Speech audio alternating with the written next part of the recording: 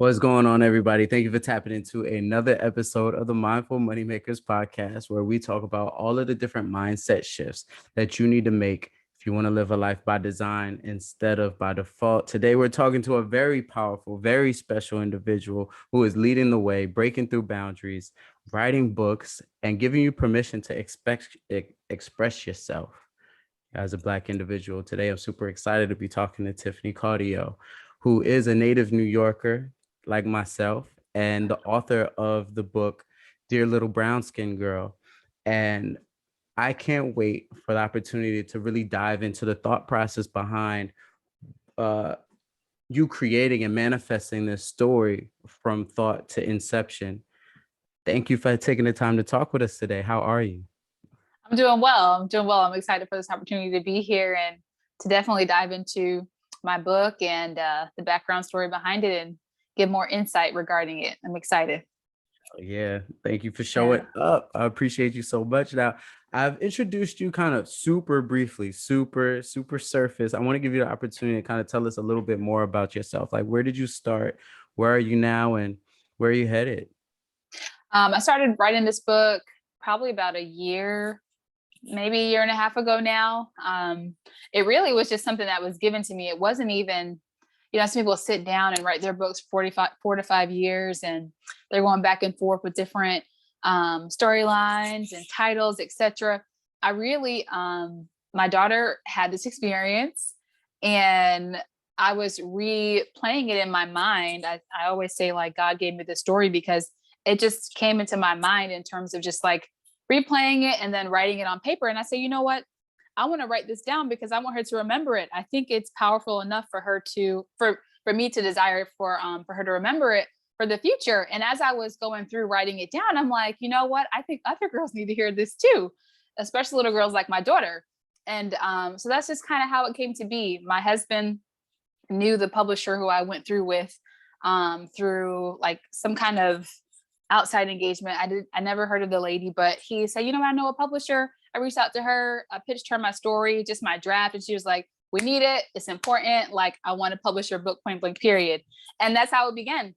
And then of course you go through actual like author things. I don't even think I really realized, like I'm going to be a published author. In the beginning, I was just trying to really create a good story. It was a real story. And so it wasn't hard to create, but just putting it on paper and making it something that other people could read and understand. Definitely, my work was cut out in that arena. And then the illustration side of things as well, because, you see all these nice books and stuff and illustrated books, but you actually have to let the illustrator know every single detail, what you want per page, like you have to tell them what you want to see. And so you jump from author to being the visionary for your illustrator. I mean, they produce, the dopest pictures and illustrations, but you're still behind a lot of that in terms of your message getting across. And so that all, again, began about a year and a half ago. It had some, hiccups along the way in terms of delays, etc. But it was published October 17th of 2021. And yeah, man, I'm excited. We've been jumping hoops. I was number 2 for my publishing company in terms of most books sold for the month of November. And now I'm number 1, October. And then I was number 1 for November. So man, I'm just climbing and I'm excited for the journey. And yeah, Yes, indeed. I'm excited. Yeah. I'm excited too. The energy is jumping straight through the screen. Is it all right if I celebrate you? Yeah. Can I Right. celebrate you one time? I receive it. Yes, indeed. You deserve it. Yes, indeed. Crazy. As it is Thank in you. heaven, as it is on earth. Yeah. Part. Now, it sounds like it was a total process, and there might be some transformative parts of that process to you, where you're, heightening your level of awareness, you're learning different things, you're connecting with different people, you're having different conversations, throughout the process. And I want to dive into that. I can't wait to dive into that. But before we do, I want to ask you a little bit about what the story is. Did you say it was based on an experience that your daughter had? Yeah, so the book is entitled Dear Little Brown Skin Girl. And on the front, you can see a little, it almost looks like a princess, and it says, I am better than magic.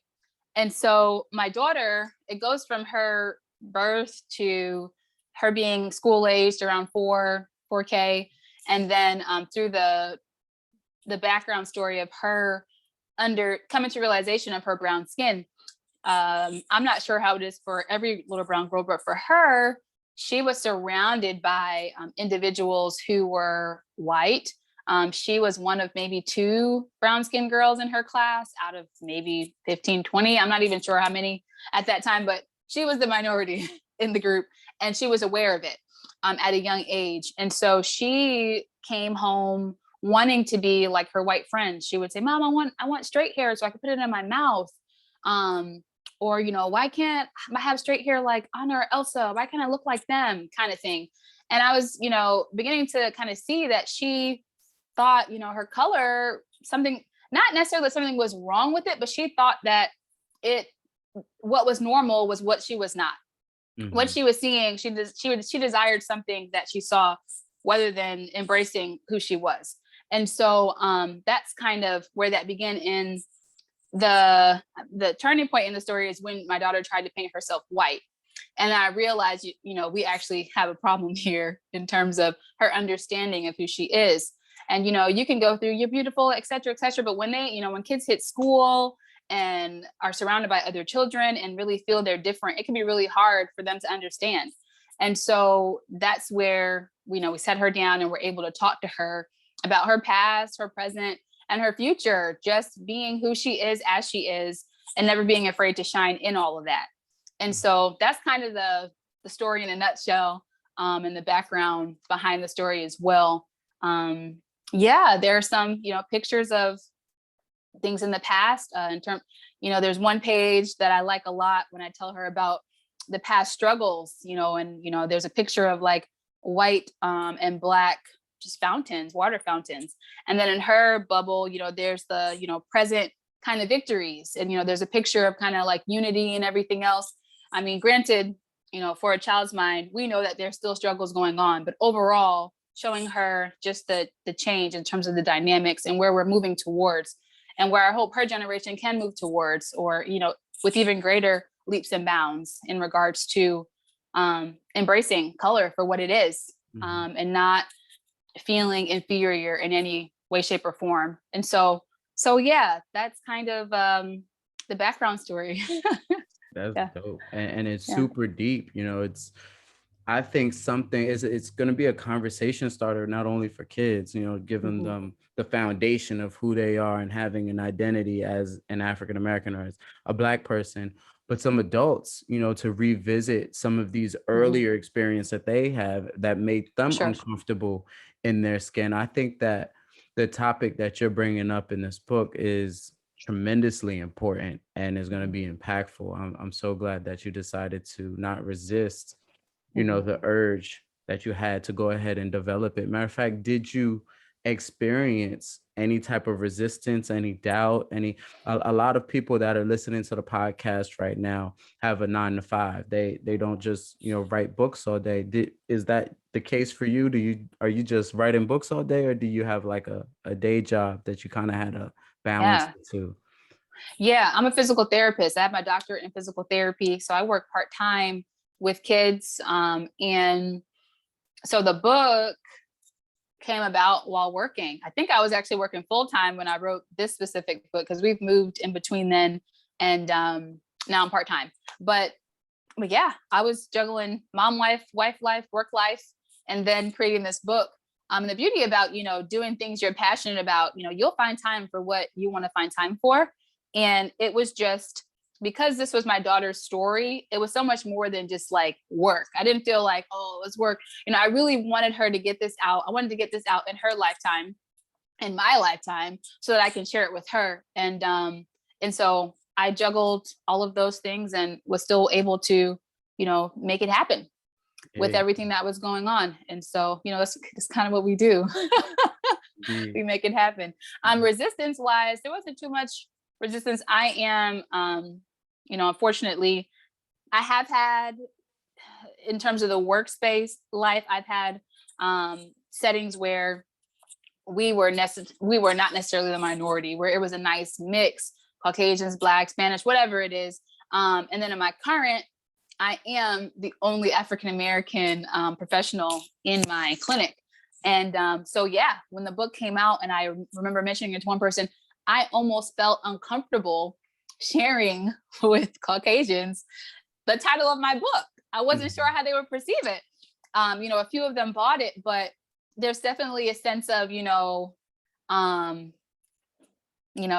uncertainty in terms of like, okay, is this only like for my people? It's for everybody, because in my mind, it's for everybody. I think anybody can relate to the story. If you have issues with self-esteem, not embracing who you are, your identity, you don't have to necessarily follow the title in terms of it reflecting your skin color, but the story can definitely be manifested in any young girl's life. And so I think it's for everybody, but I definitely felt a little hesitant in terms of who do I share it with, publicly. Social media is nice because I don't got to see all these people's faces, I blast it out. I say what I need to say. Bam, you receive it, you receive it. You don't, you don't. That's kind of how it is. But in public, face to face, I had to come about it in a, craftier way, or at least I felt I had to. But that's just the fear side of things. And just not, living boldly, living freely. And, they embraced it. And, the person who owns my business, posted it on our clinic's Facebook page, etc. Wasn't afraid to share it, was happy about it. So, me sitting back in fear, it turned out to be great in general. And so I'm happy I did it. But, and then of course, I've had a little bit of resistance. I know there was one negative comment I received in terms of kind of reinforcing division and separation. And a lady mentioned, imagine if your title said "Dear Little White Girl," you would see how silly it sounds. So there are those people who are not awake to the times and are not living in reality. But you just keep it moving. I just kind of brushed that off and kept it moving. So yeah, completely oblivious, I think, to what it is to be a part of the majority. Right, that part. From the perspective of someone in a minority, like, it's just, if you just imagine it, well, if I just imagine it, I can imagine it to be completely different perspectives. Like, you can't be a part of the majority and still understand and see the world through the lens of a minority. So I feel like she felt like she was making a really good point, but right. it fell flat, because the whole meaning behind "Dear Little Black Girl" is because they are a minority. And if you were to change it, the meaning would dissolve. So, but that's Right. neither here nor there. I'm curious to know, in a couple of sentences, if you can, what is the major takeaway that you'd like the reader to leave with after reading your book? I would like the reader to embrace who they are and never be afraid to shine. That's what I write whenever I sign my book off to a child or send it off. To embrace who you are as you are, never be afraid to shine. That's it in a nutshell. But also, to embrace your past, thrive in your present and be hopeful for your future. I think our kids, it's okay to, sometimes, oh, don't rehearse the past, don't rehearse the things that happened. We don't have a better future unless we know where we came from. And so I think it's good to always rehearse the past, to leave that awareness in their minds, leave that, room for discussion open. And then in this present, to see how we're thriving as people of color. We're making history. We made history just in the last, 10 years in different ways. And not just from a presidential standpoint, but, whether it's Olympics or whatever else it might be. I'm sure there's more of history that I don't even know about present that our people are doing.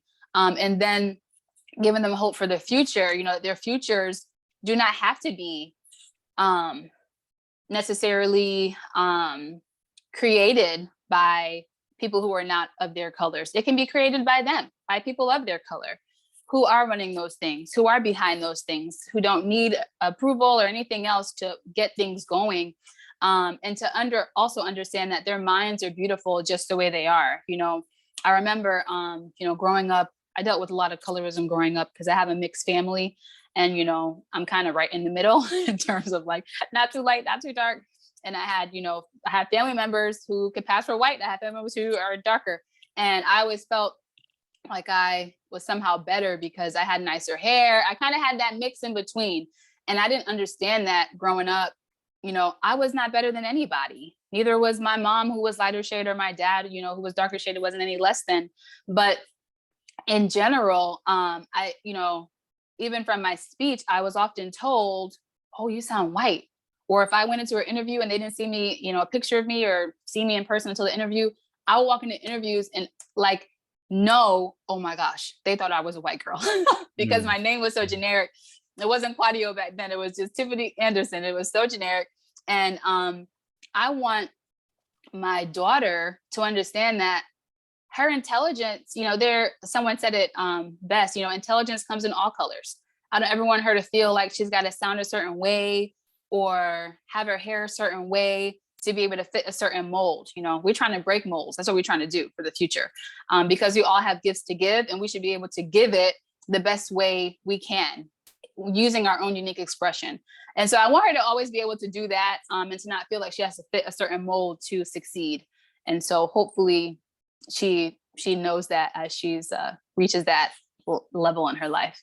Yeah. Well, I think that she has a phenomenal leader in that area. I'm seeing the connection between what the major takeaway of the story is, and uh between that and what you've done to put the book out. You Mhm. described not knowing who to talk about or needing to approach people in a certain way Mhm. because of the nature of the book, even though I think we can all agree that the intention behind the book is pure, that Mhm. it's uplifting, that it's ultimately a good thing, and yet we still find ourselves kind of That's right. tiptoeing Mhm. around, but you've been able to face that, and I want to applaud you for your courage in that area, because like we were talking about come on, words. Like we were talking about earlier, it's all good. Right. It's all good. Like I was talking about earlier, when you do these things, right, you give people permission to Right. to follow suit, to live fully expressed, to Right. not shrink themselves because of Mhm. what other people, the majority, might think. Mhm. Um, and that's not something that most people, I think, have, which is why these conversations and this type of spotlight and highlight is super important, to Mhm. show you that there is life beyond that fear. Definitely. Even if it's just a little bit anxiety, we get to face it, we get to embrace it, and we get Mhm. to move beyond it, or it can move with us. It doesn't ever really go away, but Mhm. we Mhm. act anyway, Right. right? Now, one of the things, I'm on a mission to inspire and empower 1 million people to live a life by design instead of by default, right? And I'm getting resonance. I'm feeling resonance in your mission to empower and inspire young Black girls to live fully expressed as well. And the thing is that those are the same thing, that a designer lifestyle comes from not being afraid to express yourself in your Mhm. truth, in your full authenticity. Mhm. So my question is, what is one thing that anybody listening right now, maybe a small thing that you can do right here, right now, uh, to start living more fully expressed and create a designer lifestyle for yourself? Um, Sorry, it went out there. I think that, I think that people have to begin to just live in the now. Sometimes we are like so stuck on like what we can be or what we're going to do. But so a lot of us have so much to give right now. Like I didn't sit down and say like I'm going to be an author. I got this story, I got this experience, and I decided to write it down then and there. And I was able to produce it. When I'm in some of these groups and people are saying, "How long did it take you?" People are saying, this amount of time, etc. It didn't take me too long. And I think, and it wasn't necessarily something that I thought was my purpose then and there either. But Mm. when God gives us certain gifts to use in the now, we have to be able to do that now. I think, when you say design versus default, there are there's definitely still preparation in design. There's definitely still got to be, purpose and vision in general. But I believe that we have to start embracing what it is now, walking in that purpose now, walking in that vision now. Because sometimes we gain clearer, more clarity and more insight as we're walking in it. Some, so it's not always easy to just have all the clarity, etc. Beforehand. Sometimes you got to, work a little, grind a little to be able to get more clarity, to be able to get some of the results that you're looking for, and to be able to gradually grow. And I think design personally shows more of a growth process. Default is just like living on a whim, like, all right, let's, you're not really sure where you're going. You don't really know what you're doing. And you're just, hoping something just kind of, catches you. It's not, I think default also is just not active. I think design is active. Design is you. Design is something that you are, you're one with, you're creating. Whereas default just, it's kind of like autopilot, or just something that you don't really have to give it too much attention or too much focus, because it just kind of runs. And you could be separated from your vision. And then that's not really going to be a good outlook overall. So I think the biggest thing I would say is just to live here in the now, to be okay with some of the uncertainties in the now, but to just know that every step you're taking each day is leading to whatever that bigger thing is. I didn't really know, what to expect from my book, from publishing it. And I went from number 2 for my publishing company to number 1 for my publishing company. And, I think there's better things in store for 2020 too.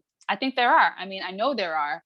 I don't know what they are, but I'm doing everything that I can right here and now. I don't have to know what it is. I don't have to be trying to reach some kind of pinnacle by the end of 2022. I just know that I want to give it everything I've got every day, in whatever capacity I'm able to do that every day. And so I think we have to live like that in general. Agreed. 1000% for sure. What I'm getting, one thing that came up for me is this difference between design and default being kind of similar to the difference between hope and faith, right? Where you said when you're living by default, you're living by a whim and just hoping things happen for you, right? And while you may not have concrete tangible evidence of something happening when you're talking about faith, it's still a lot more intentional. Hope is, I wish something would happen to me. I'm not really concerned with what I put out in order to attract it to me or to manifest it. But faith is the believing that if I do take these next 2 steps, these next 3 steps, that something will open up for me, that something will be attracted to me. And that is more aligned with living a design lifestyle. So that's super dope that came up for me. How can we get connected with you? So Dear Little Brown Skin Girl is on Amazon, it's on Barnes & Noble, it's on Walmart.com, as anywhere books are sold. So just type in Dear Little Brown Skin Girl and you can find my book. My personal website is risingyoungreaders.com. So www.risingyoungreaders.com for signed copies, or just to get my bio and different things like that. Yes, indeed. Yeah. Any socials? Can we connect with you personally as well? Instagram. I don't know if you call it a handle. I don't know. I don't speak that lingo, but I am at just_BU. So JUS_BU. No. Okay. I am just B_U. So JUSB_U on Instagram. And I'm Tiffany Kouadio on Facebook. I also have a page, Rising Readers, on there as well. Yes, indeed. Yeah. Make sure you tap in. Do not hesitate. The links are down below or on the side, depending on where you're tapping in at. We're so excited to be talking to Tiffany Kouadio. This has been such a great conversation. Thank you so much for talking to us again. Thank you for having me. All right, guys. As always, love, be well.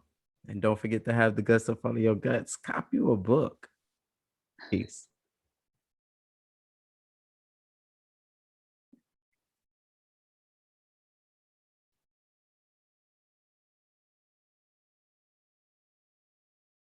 All right, I'm gonna have to edit out the last part because they changed the button to stop the recording. What the hell? It's like it's not here. I'm like trying not to say nothing till I find it, so I don't have to edit it. I'm just Oh about to yeah. edit it. Uh, shoot, It's where definitely is it? recording. I see it. Yeah, I might. Oh,